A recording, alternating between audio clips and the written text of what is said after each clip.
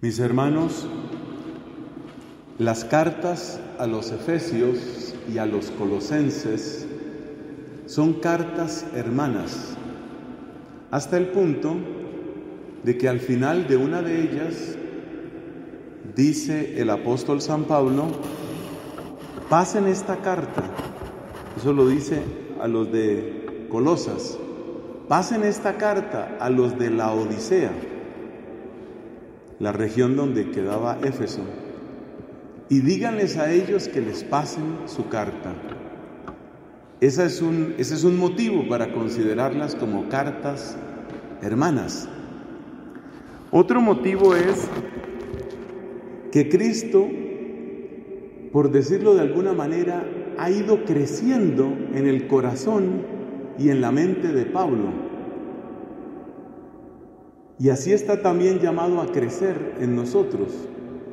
Cristo empieza en la vida de Pablo como una luz que lo llama a la conversión, y después, a medida que pasa el tiempo, Pablo va descubriendo a Cristo como Señor no solo de su vida, sino de Israel, como Señor de las naciones, como Señor del cosmos, como cabeza de la iglesia. Hay una frase muy bonita del padre Yves Congar. Dice el padre Congar: ¿qué significa aquello de anunciar el evangelio a todas las naciones? Lo sabremos cuando lo hayamos hecho. Esa frase indica que la palabra de Dios va como creciendo a medida que la iglesia la va viviendo y la va practicando. Y sin duda eso le sucedió a Pablo. Cristo fue creciendo en su corazón y en su mente hasta llegar a esas frases absolutamente sublimes de la carta a los Colosenses. Cristo, nos dice Pablo, todo fue creado por Él y para Él. Ya es el Cristo cósmico, es el Cristo que llena el universo, es la razón de ser de la creación misma.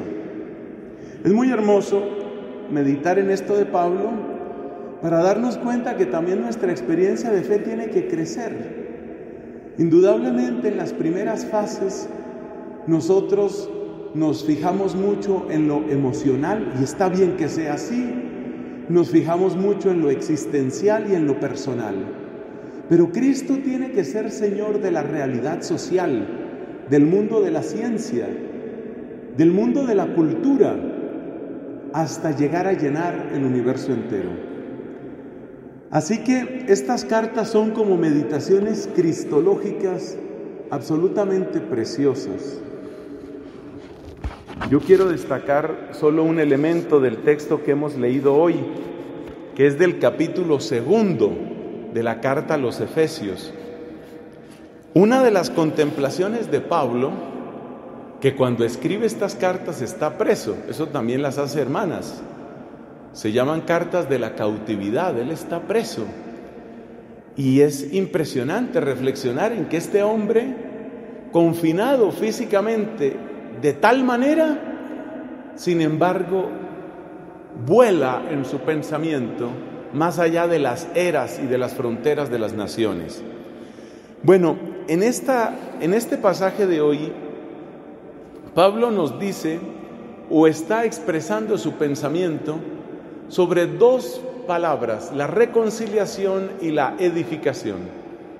La reconciliación entre los judíos y los no judíos, y la construcción o edificación de lo que él llama el hombre nuevo. Por supuesto, pocas personas como Pablo han vivido ese tremendo drama de lo que significa pertenecer a dos mundos. Pablo era culturalmente judío, pero civilmente romano. Conocía, por supuesto, el hebreo y había estudiado las escrituras. Conocía sin duda el griego y muy posiblemente el latín también.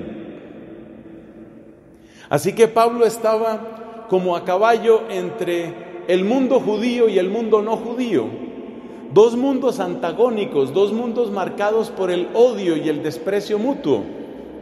Los judíos despertaban lo peor de su desprecio contra los paganos, a quienes veían como depravados, inferiores moralmente, idólatras y necios. Los paganos miraban con desconfianza a los judíos, a los que veían como exóticos, arrogantes y taimados. Y en ese doble desprecio se había creado lo que Pablo llama un muro de odio. ¿Cómo se derribó ese muro de odio? Lo derribó Cristo. ¿Cuándo lo derribó Cristo? Con su cruz. ¿Cómo lo derribó Cristo? Acercándonos al misterio de su amor en la cruz. Frente a la cruz, cada uno se reconoce pecador. Frente a la cruz, cada uno se reconoce necesitado.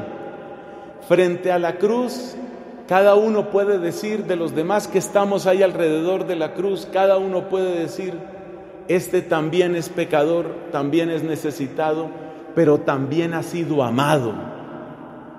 Por eso la cruz es la que nos hace hermanos.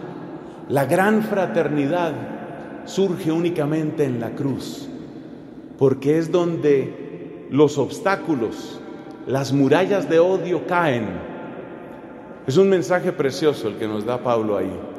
Esa es la reconciliación, por eso la palabra paz aparece varias veces en este pasaje. Pero luego está la otra palabra, que es la palabra edificación. No es solo que se reconcilien judíos y no judíos, lo cual Pablo veía realizarse en las comunidades cristianas. Una comunidad cristiana es un lugar de reconciliación, es el lugar donde los muros de odio caen. Pero no basta la reconciliación, es necesario que se pueda hacer un hombre nuevo. Y ese hombre nuevo, ¿en qué consiste? Pues hay un modo muy bonito de resumirlo. Los judíos tenían la riqueza de la revelación, pero la pobreza de la arrogancia con que despreciaban a los otros. En los judíos había una riqueza y una pobreza. La riqueza es la revelación de Dios. Es un tema que Pablo desarrolla en los capítulos del 9 al 11 de la carta a los Romanos. Cómo las promesas de Dios son irreversibles. Y por eso dice Pablo, de ellos, de los judíos, son las promesas. El judío tiene la riqueza de la revelación, pero tiene la pobreza de esa arrogancia y de ese egoísmo que hace que se cierre sobre sí mismo, negando el mandato de Dios que dice, te haré luz de las naciones para que mi salvación llegue al confín de la tierra. Entonces el judío tiene riqueza y pobreza, riqueza de revelación y pobreza de egoísmo y arrogancia.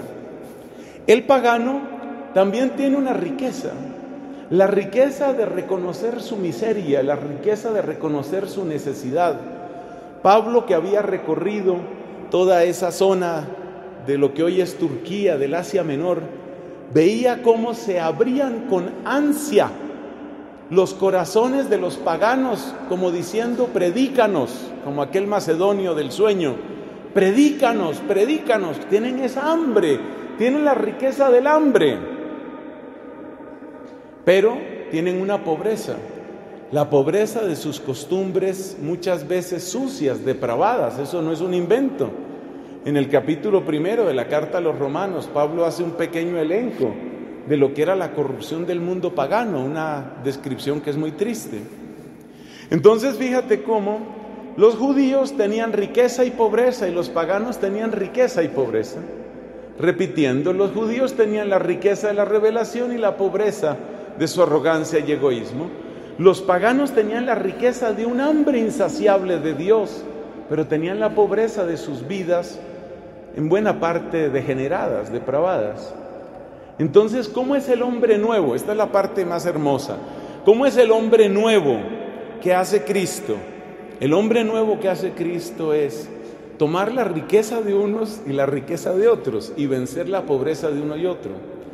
Vencer la pobreza significa que nosotros nos guardemos de la arrogancia que nos guardemos del egoísmo y que nos guardemos de una vida sucia y depravada. Esas son las pobrezas reunidas de judíos y no judíos. Pero el hombre nuevo se constituye con las riquezas.